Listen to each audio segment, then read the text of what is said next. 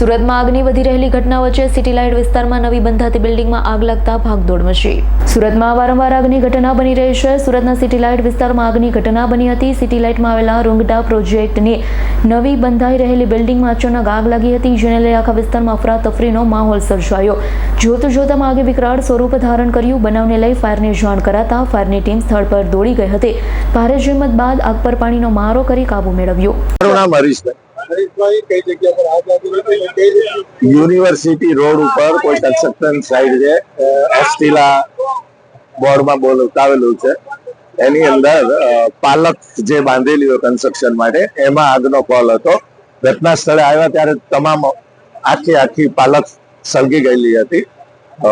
7 થી 8 ગાડીઓ ઘટના સ્થળે બોલાવેલી અને એના દ્વારા ફાયર। મારી પાસે સાહેબ અત્યારે એવું કોઈ મેસેજ છે નહીં, કોઈ ફસાઈ ગયેલું હોય એવું। આગ ઓલવાઈ ગયેલી છે। 4 ગેટની ગાડી હતી, માન દરવાજા, વેસુ, મજુરા અને ભીમરાડ।